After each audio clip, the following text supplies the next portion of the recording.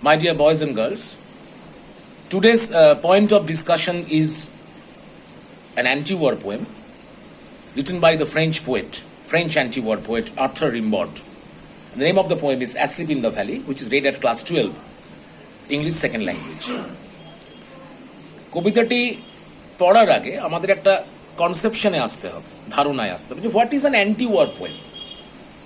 Anti-war পোয়েমের definition সম্পর্কে, সংজ্ঞা সম্পর্কে আমার ব্যক্তিগতভাবে মনে হয় অন্যত্র এক যুদ্ধবিরোধী কবি উইলফ্রেড আওয়েন, তিনি নিজেও একজন যোদ্ধা ছিলেন, বিশ্বযুদ্ধে অংশগ্রহণ করার অভিজ্ঞতা তার ছিল আর কি। তার একটা বিখ্যাত কবিতা দ্য সেন্ড আপ। সেই সেন্ড আপের ক্রিটিক্যাল অ্যাপ্রিসিয়েশন লিখতে গিয়ে আরেকজন যুদ্ধবিরোধী কবি রুপার্ট ব্রুক, তিনি লিখছেন কি একটা ভারী অদ্ভুত কথা লিখছেন। সেই মানে সেন্ড আপ কবিতার সম্পর্কে তার যে দেওয়া সংজ্ঞা, সেই সংজ্ঞাটাতে তিনি লিখছেন, it is a poem of protest and deep-seated antipathy against the warmongers who wage warfare at the cost of millions of innocent lives. এটাই হচ্ছে ঘটনা। ওয়ার হচ্ছে একটা, উইলফ্রেড আওয়েনের ভাষাতে, অর্গানাইজড বুচারি অফ দ্য বয়েজ। তার মানে কি? মানে সংগঠিত নির্দোষ মানুষের গণহত্যা, যাকে হোমিসাইড বলে। It aims at the colossal waste of both humanity, mankind and wealth. তার পেছনে কি থাকে? ওয়ারমঙ্গার্স, যেটা যুদ্ধবাদ, মানে যুদ্ধবাজ যে আমরা যাদের বলি, সেই যুদ্ধবাজদের রাজনৈতিক উদ্দেশ্য চরিতার্থ করা, পলিটিক্যাল যে ইন্টারেস্ট, পেটি ইন্টারেস্ট, সেই পেটি ইন্টারেস্ট করার জন্য তারা কি করে? মানুষকে কামানের খাদ্য করে, ক্যানন ফডার হিসাবে তারা যুদ্ধক্ষেত্রে প্রেরণ করে। সেজন্য war is nothing to be glorified. ওয়ারকে গৌরবান্বিত করার মতো কোনো কিছুই নেই। এই প্রেক্ষাপটে যে সমস্ত যুদ্ধবিরোধী কবিতারা তৈরি হয়েছে, কবিরা লিখেছেন যেগুলো আর কি, তারা তাদের সরাসরি যুদ্ধে অংশগ্রহণ করার অভিজ্ঞতা থেকে লিখেছেন। আর্থার রিমবড আছেন, সিগফ্রাইড শাসুন আছেন, উইলফ্রেড আওয়েন আছেন, রুপার্ট ব্রুক আছেন, যার বিখ্যাত কবিতা দ্য সোলজার, অন্যত্র পড়ে নিতে পারো আর কি।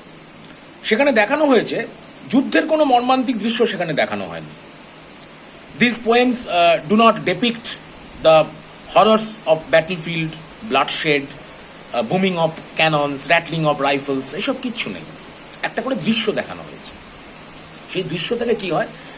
প্রচুর পরিমাণে পিটি বা করুণ রস নির্গত হতে থাকে কবির নিজের হৃদয় এবং পাঠকদের হৃদয়ের মধ্যে। হ্যাঁ, প্রচুর পরিমাণে করুণ রস, পিটি। যুদ্ধবিরোধী কবিদের উদ্দেশ্যই হচ্ছে টু এক্সট্রিকেট দ্য পিটি।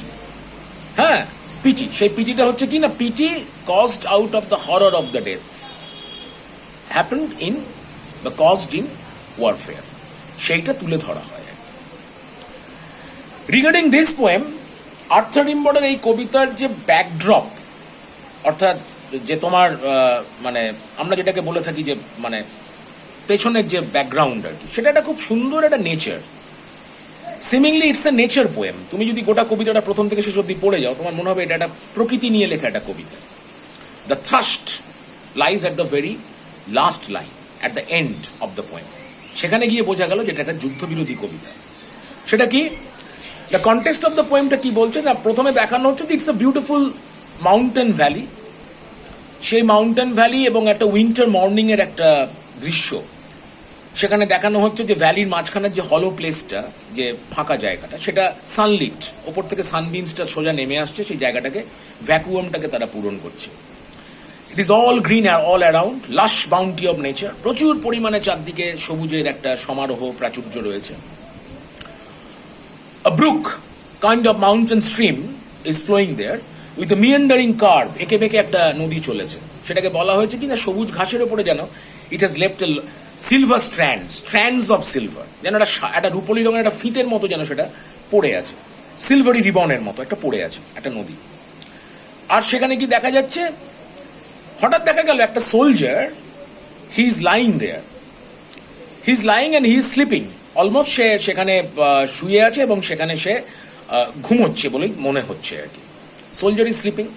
তার চারদিকে অপূর্ব একটা প্রাকৃতিক সৌন্দর্য, প্যানোরামিক বিউটি তার চারদিকে ফুটে উঠেছে। সোলজার যেখানটা ঘুমোচ্ছে সকালবেলা, তো দ্য ন্যাচারালি দ্য বেড, মানে যে ফ্লোরটা, মাউন্টেনের যে জায়গাটা, যে বেড, তার যে শয্যা, সেই শয্যাটা moist because of the dew laden last night, আগের দিন রাত্রিরে যে প্রচুর পরিমাণে শিশির পড়েছে, যার জন্য the bed is very moist, but it is sunsoaked. কিন্তু সেখানে সূর্য পড়ে দ্রুত সেই ময়েশ্চারটা কিন্তু শুকিয়ে যাচ্ছে। আর একটা heavy undergrowth refers to a long stretch of bushy leaves there, লম্বা একটা সারি, গুল্ম জাতীয় সারি জাতীয় উদ্ভিদের মধ্যে সে শুয়ে আছে। তার মাথার কাছে যে প্রচুর পরিমাণে ফার্ন গাছ, সেটা যেন একটা বালিশ তৈরি করেছে, ferny pillow lies under his head, and his feet is among the flowers, এবং তার পায়ের কাছে অনেক ফুল রয়েছে। এরকম একটা জায়গাতে সে শুয়ে আছে। Naturally, the poet has felt some sympathy and compassion for this sleeping soldier.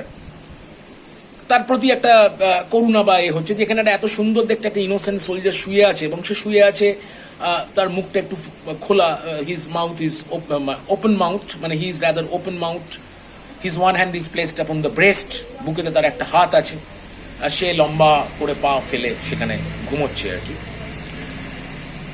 What is to be noted here is his facial expression. তার মুখমণ্ডলটা কিন্তু এখানে ধরতে হবে। It is not the face of a military man. মিলিটারিদের মুখে যেমন একটা, যারা skilled military, যারা শিক্ষিত প্রশিক্ষিত যারা যোদ্ধা, তাদের মুখে একটা স্টার্ননেস থাকে, কাঠিন্য থাকে।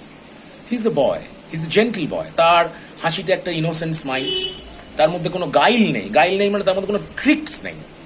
যুদ্ধক্ষেত্রে তার যে কৌশলী মুখ, তার যে মুখের যে মানে রেখা, মুখমণ্ডলের যে ফেস লাইন, সেই ফেস লাইনের মধ্যে কোনো ট্রিক্স ধরা পড়ছে না। He is like an innocent boy. সে ওখানে ঘুমোচ্ছে, এবং কবি নেচারকে রিকোয়েস্ট করছেন to keep him warm because he may catch cold, কারণ ওই ঠান্ডা পরিবেশের মধ্যে তার ঠান্ডা লেগে যেতে পারে। তাই তিনি প্রকৃতিকে বলছেন যেরকম একটা প্রাণকে রেস্টোর করা যেতে পারে। হামিং ইনসেক্টস, প্রচুর পরিমাণে insects R বাজিং all around him, particularly around his ear, but his sleep remains undisturbed, unperturbed. তার ঘুমেতে কিন্তু কোনো প্রতিফলন হচ্ছে না। একদম শেষে গিয়ে দেখা যাচ্ছে description of the soldier is going to be complete with the line, there are 2 red holes by his side. These 2 red holes are the 2 bullet wounds. Here at this point, the readers get shocked out of the fact, so long they have been believing that it's a nature poem, এটা সুন্দর একটা প্রকৃতির কবিতা এতক্ষণ ধরে চলছিল, and at last they get the shock out of the fact that they have come to know the soldier is dead. He has been shot down sometimes ago, কিছুক্ষণ আগে হয়তো, because his body is still warm, তার শরীরটা এখনো গরম আছে আর কি, মানে he has not been frozen, rather, or the body is not yet decomposed, but the soldier is dead. এইখানে কবিতাটা শেষ হয়ে যাচ্ছে এই অভিঘাতটা রেখে, যে সোলজার কিন্তু আসলে মৃত। Naturally at the end of the poem many questions have come to the deck. অনেক প্রশ্ন কিন্তু এখান থেকে উঠে গেল। সেটা হচ্ছে কি, যে soldier was innocent, somehow he was forced to go to the war, but he did not know the tricks of the war machinery, and he died a horrible death. He did not retaliate.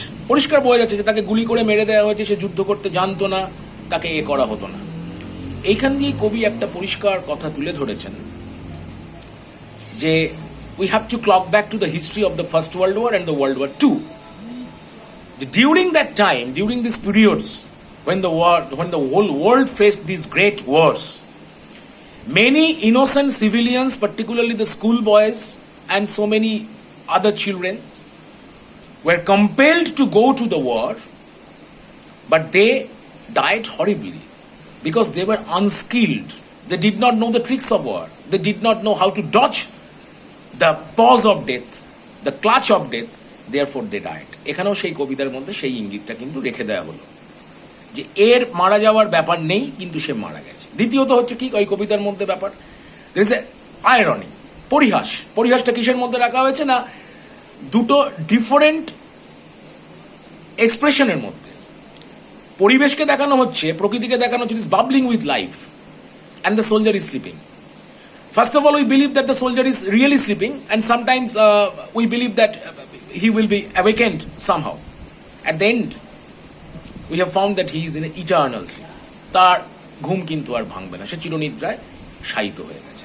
তাহলে প্রকৃতি সেটার সঙ্গে এই young বয়টা সে নিজেকে revive করতে পারতো, rejuvenate করতে পারতো, সেই জায়গাতে সে কিন্তু মৃত হয়ে পড়ে আছে। এইখানেতেই কিন্তু কবিতার মূল জায়গাটা তৈরি করা হয়েছে।